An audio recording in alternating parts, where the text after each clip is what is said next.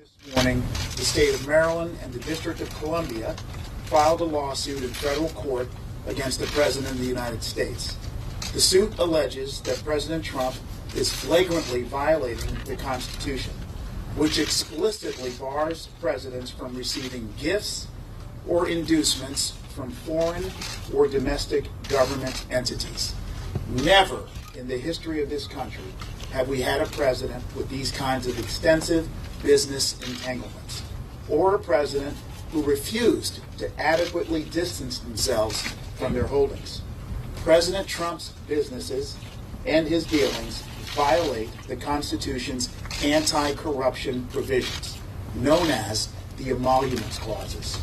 The framers included these two anti-corruption provisions to prevent foreign and domestic entities from seeking to influence the president by bestowing money or other things of value on him.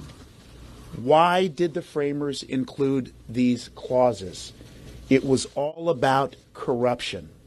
As Alexander Hamilton wrote, one of the weak sides of republics, among their numerous advantages, is that they afford too easy an inlet to foreign corruption.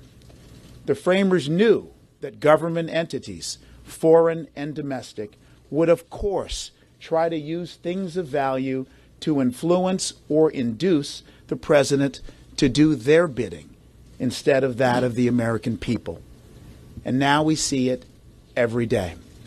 My office window is just a few floors above where we're sitting today, and I can tell you that as I look out the window and see the tower of the Trump International Hotel, we know exactly what's going on every single day. We know that foreign governments are spending money there in order to curry favor with the President of the United States. Just one example, the Kingdom of Saudi Arabia, whose government has important business and policy before the President of the United States, has already spent hundreds of thousands of dollars at the Trump International Hotel. And that hotel is but one example of how President Trump's vast global businesses and that empire he has is entangled with foreign and state government interest. We are a nation of laws, and no one, including the President of the United States, is above the law. No one, not even the President, can be allowed to endanger our democracy and erode our faith in our institutions. But just as at the time they're needed the most, traditional checks and balances are failing us. First, by not divesting from his businesses, the president has chosen to put himself and our country in the situation we find ourselves today. And every time the president has spoken about drawing a line between his presidency and his businesses, he's walked his promises back. Second, the Republican-controlled Congress has wholly failed to fulfill its responsibility of serving as a check and balance on the president, and has thus far given the president a total pass on his business entanglements. State attorney generals answer to the people of their jurisdictions, and we have a duty to enforce the law, and that's why we're taking action today. Like the unfairly maligned press corps and the courts, state attorney generals are serving as a necessary check and balance in the Trump era where others fail. We are the officials who brought the lawsuits that stopped President Trump's unconstitutional and un-American Muslim travel ban. We also called on the Department of Justice to appoint a special prosecutor in the Russia investigation. Today, we continue that tradition. Attorney General Frosh will now speak a bit more about why the emoluments clause are so vital to the health of our democracy. Brian? Well, first, thank you very much, Carl. It has been a great collaboration with you and your team. We appreciate it very much. Thanks also to my staff and to Norm Eisen and his team. This case is about the right of hundreds of millions of Americans to honest government. Elected leaders who serve the people and not their own financial interests, are the indispensable foundation of our democracy. And the president, above all other elected officials, must have only the interests of Americans at the heart of every decision. Our constituents must know that a president who orders their sons and daughters into harm's way is not acting out of concern for his own business. They must know that we will not enter into a treaty with another nation because the president owns a golf course there. They must know that we will not change our trade policy because a foreign government patronizes the president's hotels or resorts, and that the president will not favor one state over another with millions of dollars of federal money because one state has given his business a tax break. Never in our history has a president maintained a domestic and international business empire where his personal interests are tangled up with the policy interests of our country, or where those personal interests could affect decisions about every aspect of American life, from national security to public health, from protection of consumers to protection of natural resources.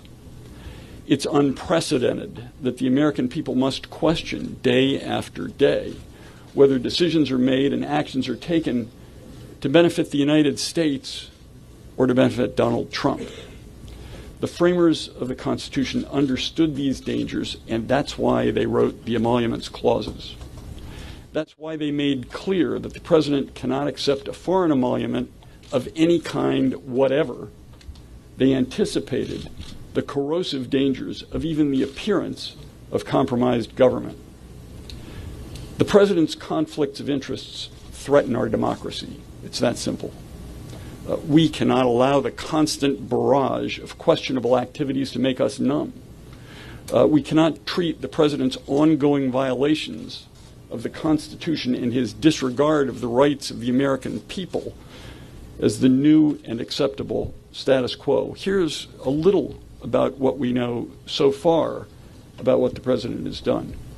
He's pitched the Trump International Hotel to foreign diplomats and to government officials.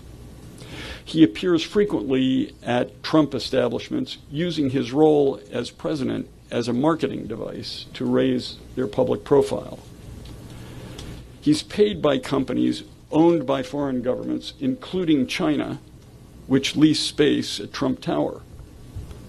He continues to take money from foreign governments, including Saudi Arabia, India, Afghanistan, and Qatar, who own property in Trump World Tower and pay him charges associated with those properties.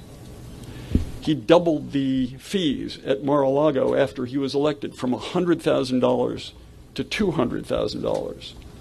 He hosts foreign leaders there using the trappings of the presidency to heighten its profile. He even promoted his resort on a State Department website and on embassy websites. He's pursued trademark protection in China for 10 years. He was unsuccessful the entire time.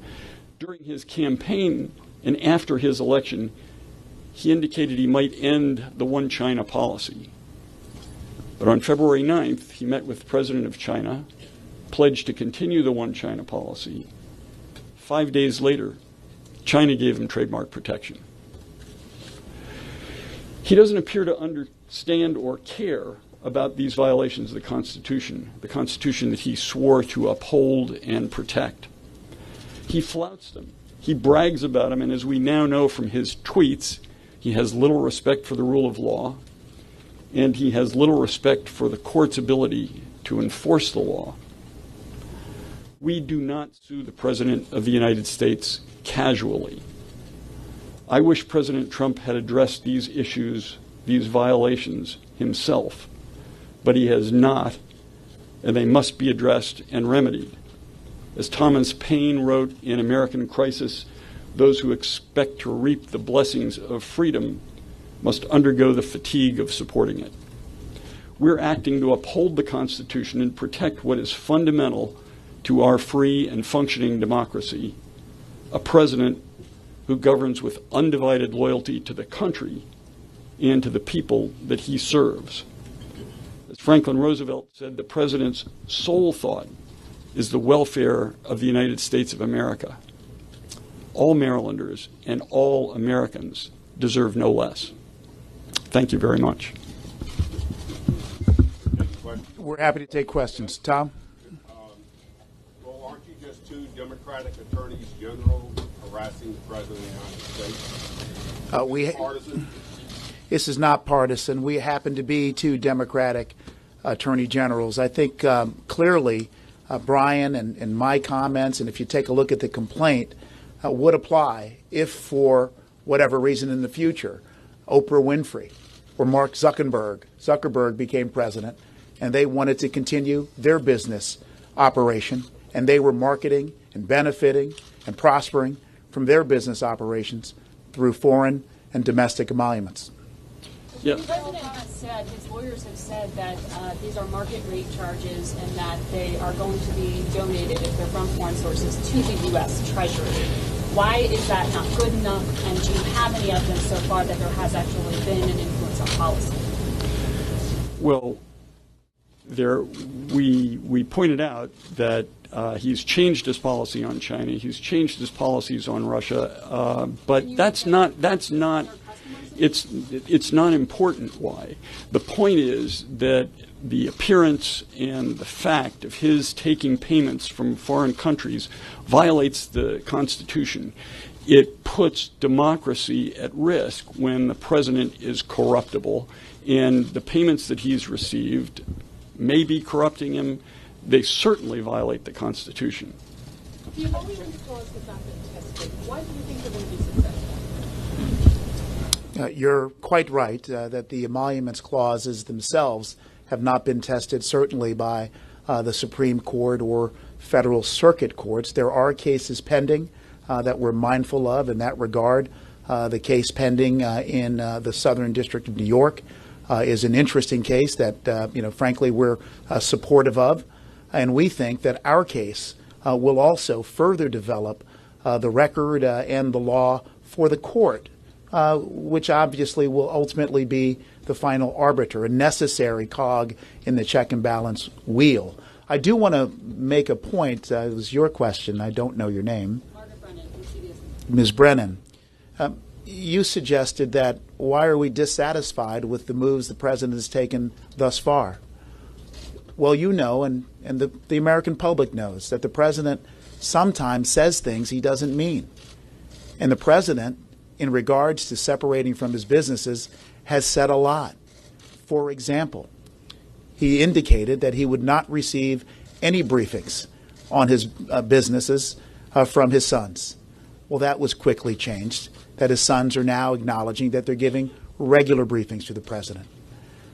Question about your locales. The Trump Hotel is located not far from here in the District of Columbia. Correct me if I'm wrong. I'm not aware of any Trump properties or businesses in the state of Maryland. You're the Attorney General here in D.C. If you believe that a crime has been committed here, why not pursue a criminal case rather than filing a lawsuit? Well, I'm certainly not asserting that a criminal case is appropriate. What we're saying is that the Constitution is being violated, and we believe the appropriate means to stop it is through an enjoinment action in the courts. Now, look, of course, the District of Columbia, just like the Federal District Court in Maryland, have jurisdiction. We've thought long and hard about it, and I believe that Brian won the arm wrestling contest on this one. I'd like a redo.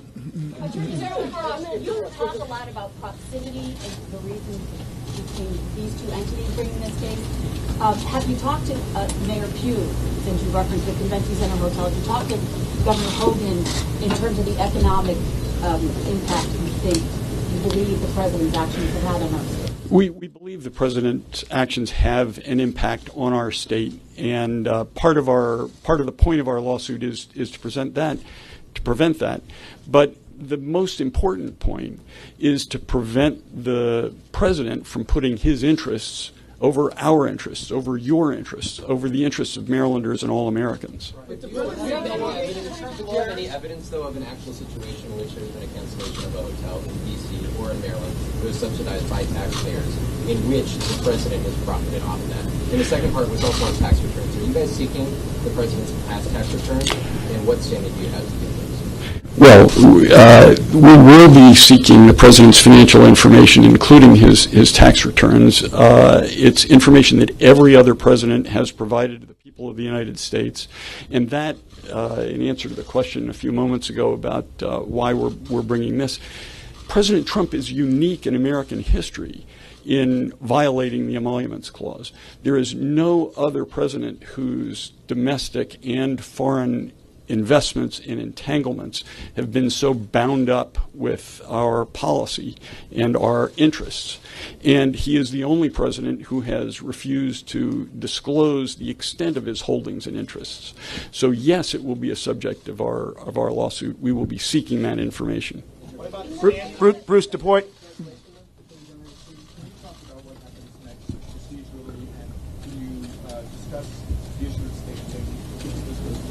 Sure. Procedurally, as you know, we filed our complaint today.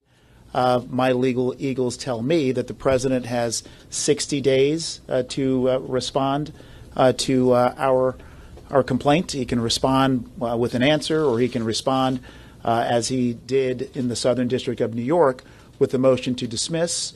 Of course, during the interim time frame, it could very well be the case that the District of Columbia and Maryland seek discovery. And we'll see how the process goes from there. With respect to standing, the fact is that these are substantial legal questions, and questions that will ultimately come before court, and the court will decide. What's unique about the suit that Maryland and the District of Columbia have joined together and filed is that we're pursuing standing on the basis of our unique sovereign status and our obligation as Attorney Generals, therefore, to protect the interest of our residents. And we know every day that residents of the District of Columbia, and as Brian said so well, residents around the country know that there is a fundamental problem when you have the possibility that a foreign nation is coming in to the United States and maybe doing business with Trump businesses in far-flung places. We don't know the extent of Mr. Trump's businesses. That's part of the problem. And the remedy is to get a court to take a look at the Emoluments Clause, evaluate our standing. We think we're strong on standing, and make the decision as to whether the president has a legal obligation to do that which other presidents have done on a moral basis, which is separate themselves from their business. What can you do about it? Like, if the president just says, I don't care about this at all, doesn't do anything, what can you do to stop him? He's going to have to answer in court. And if he doesn't do that, he will. The Justice Department will defend the case. And the point is, you know, the emoluments clauses are a firewall against presidential corruption. And the one thing we know about President Trump is he understands the value of walls. This is one he can't climb over, and it's one he can't dig underneath. Can you explain what you mean by your sovereign Who hasn't asked a question? Is this a repudiation of Trump's lawyers who specifically said that he's taken these actions and that is one, and it's enough of a firewall? Well, you know, to be honest, I made an allusion to this early. I think that Trump's lawyers on ethics have said a lot. And what we've seen are, time and time again, what they've suggested are the protective measures that the president has taken have not been taken. And what are we to do? Sit back and allow the president to police himself? This is America.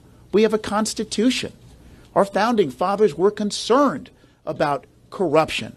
They were concerned about a president of the United States not focusing on the people's business, but being worried about personal business. What we're doing is exactly what is necessary in this circumstance, and we look forward to the litigation in court. Please. Remedy that you're seeking, what the contours of a court injunction would look like that would satisfy you at the end of all of this? So we're asking, number one, for a declaratory judgment from the court that the president has violated the Constitution. Number two, we're asking that the court enjoin him from continuing those violations. How the court fashions that remedy is up to the court, but that's the relief that we're asking for. What could that look like short of him not being president if he doesn't give up his Well, the president of the United States is a great privilege. It's not a right. Mr. Trump knew what the rules were when he filed for his candidacy. It's up to him at some point to decide whether, if the court says you can't both run these businesses with all these foreign entanglements, with all these emoluments, with all these payments, you can't continue to do that and continue to be president, then he'll have to choose. But right now, we don't know whether he's picking himself or whether he's picking us to favor in the many policy decisions that he makes. What is your evidence to harm, though, of your citizens in Europe? What are you going to be showing to the courts as concrete evidence of harm? Good. Yeah, we don't have to show harm.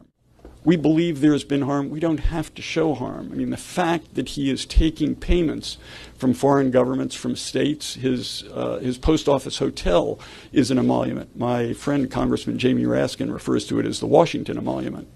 But the fact that he's got a lease from the United States government, and when the lease itself says that it can't be held in any part by an official of the United States government, that's an emolument. He's granted it to himself. The GSA ruled after he put in his appointee that it wasn't in violation of the lease despite the specific provisions of the lease. That's an emolument. Can you explain, Mr. Racine, what you mean by unique sovereign status that D.C. and Maryland have? Sure. The unique sovereign status derives from, the common law powers and duties of attorney generals to look out and indeed protect the residents of their states. Those powers are not explicitly defined because we can't predict every type of harm that residents of a particular state are going to confront. But what they do mean is that when residents of a state and a jurisdiction like the District of Columbia are harmed by a constitutional violation, again, let's focus on what we're talking about here. We're concerned that foreign governments are coming to the Trump businesses for the single purpose of currying special favor from the President of the United States so that their interest can get a higher priority than the interest of the American people. If that's not a harm to every American citizen and every resident in the District of Columbia in Maryland, I don't know what is. Did any other states consider joining this lawsuit that they have no property billing, or can they join it? Other states are welcome to join this lawsuit, and it may be that some are considering it. I would say, with respect to the question that was asked a few minutes ago, we would welcome Republican attorneys general to this cause. It affects their citizens, and it affects ours as well. Which of you initiated this? Who called who? Tom, we're on. Yeah, we're on. We're in it together We're from on. the We're on our. Somebody had to initiate it. Somebody had to say, "Hey, let's do this." Well, I think what happens, to be honest, Tom, it's a fair question, and certainly what happens is somebody initiates a call. Hey, what do you think about this? And then you say, well, let me sit down with my team and let's sort out the legal theories. The very questions that we were getting today around standing, strength of the merits, hey, has emoluments ever been defined or tested, are issues that we tackled. Our staff, and frankly, we got some excellent outside help from the good people at Crew and some other lawyers. And then we determined jointly that this was a matter that Maryland and the District of Columbia, quite uniquely with the Trump hotel right in our backyard, should lead. Someone initiated it. Someone. It's not a virgin birth. Sure. It was pretty close. Yeah. Concerns from business or civic leaders in your jurisdiction who fear retribution if they don't, I don't know, if they don't give the president what he wants? Are they, budget cuts or? I think the reality is that businesses operate for a profit, and they're very well aware of competitive threats. They're also quite aware of the power of government. And so have I specifically heard from businesses who are afraid of the competitive spirits now in play? The answer is a compelling yes. And frankly, it would be terrific for some of these businesses to stand up and say that they too want to believe in the Constitution and want to join our lawsuit as they have in New York in the federal matter. What is Attorney General? Have you heard concerns from them that there's so many federal workers in our state of Maryland? Have you heard from unions or workers or their agencies that they fear there may be some problem? Absolutely. My phone hasn't stopped ringing since November 8th. Yes, ma'am. How do you know which foreign payments have already happened? Are you basing that on media reports? Assuming you haven't gotten discovery yet, how do you know what exactly is going on with it? Mr. Trump talks about it. I mean, we read about it. We listen to what is said at congressional hearings, and we listen to what the president said. He's got leases with foreign governments. He's got leases. He's got they own apartments in Trump World Tower. They pay him tens of thousands of dollars every month. But specifically on the campaign trail, he bragged about the fact that the Bank of China, International Bank of China, I forget precisely the name of it, but it's a state-owned bank, is its world headquarters, or its United States headquarters, are in Trump Tower in New York. He bragged about that on the campaign trail. I don't think he's given it to him for free. And there are many sources that have given us information about the payments that he's received. We'll have a lot more once we get discovery. Sir, right here. Sorry, the Justice Department on Friday responded to that suit in the Southern District of New York. A whole bunch of reasons why the plaintiffs are allowed standing, including the fact that they failed to allege any non-speculative loss, which I think is why we're so concerned to hear about what actual cases of business being taken away from the folks you're representing to Trump-owned businesses you have. And they also allege, of course, that any violations of the emoluments clauses must concern official business that the president takes in his capacity as president. Can you just respond, how you will respond to those when I'm sure they come up? Sure. And, clearly we reviewed Friday's Department of Justice filing. And I'll say to you, it was quite a remarkable filing. Taken to its logical conclusion, what the Department of Justice wrote in a pleading in federal court is that it is entirely permissible for the President of the United States to receive all the money in the world from foreign countries to his businesses, notwithstanding that he has not formally divested himself from those businesses. That, I think, is the most remarkable aspect of the government's brief.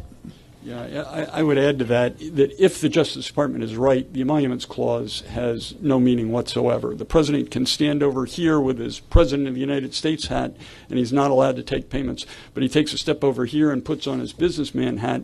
They can funnel as much money to him as they want. You got no Emoluments Clause there. And it's absolutely clear that the framers of the Constitution intended that to protect us from presidential corruption. Obviously, they have their own lawsuit, but they also have a particular partisan bent. Is there a concern?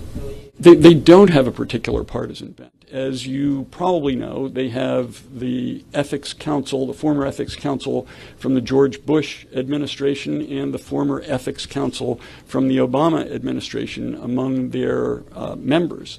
And they're superb lawyers, and their view is both nonpartisan and right. Last question. You have already said that you would welcome other attorneys general to join, but has any Republican lawmaker really reached out yet to you guys? I can tell you that I've not been called by a Republican lawmaker on this issue. What is most important, and let me back up, while I may not have been called, I think if you go back and look at comments from a few months ago, it wouldn't surprise you that Senator John McCain has expressed concerns about Trump's business and his official role as president. It wouldn't surprise you that Senator Lindsey Graham has done the same thing. My hope is that these lawsuits that are being brought will cause the Republicans in Congress, and more importantly, perhaps President Trump himself, to take the very steps that we're asking a court to take. Again, the reason why we're here is because the President of the United States, in a wholly unprecedented fashion, has decided to maintain a sprawling international business empire that accepts money without account from foreign governments. Do you want to ask Norm to respond to the Crew complaint? Sure. Norm, would you like to respond to the issue about Crew? Identify yourself first. Hello, everyone. I'm Norm Eisen. I'm the chairman of the board of Citizens for Responsibility and Ethics in Washington. We're very pleased to serve as pro bono outside counsel for D.C. and Maryland to work with General Frosch and General Racine in this case. I will say that it is a bipartisan legal team in the sense that, as the general stated, my vice chair of Crew, Richard Painter, was the George W. Bush era White House ethics czar. I had that honor of serving in that capacity for Barack Obama. And we're very hopeful. We've heard from around the country, from people, Democratic, Republican, Independent, of every political stripe, how important this is. We're hopeful that others will join regardless of party. And I know on behalf of our nonpartisan organization and our nonpartisan legal team, and I want to recognize the contributions of folks like Larry Tribe and Zephyr Teachout and many others who have been supportive working with Crew. We're hopeful that people will step up. The Constitution knows no party. And I want to say from the bottom of our hearts, and really myself as a D.C. resident, but as a member of the Maryland Bar, I want to say on behalf of everyone how deeply, deeply appreciative we are of the jurisdictions of D.C., of Maryland, and of these two fantastic leaders, of their wonderful teams we've had the pleasure of working with in both offices. Thank you, gentlemen, and thank you all for standing.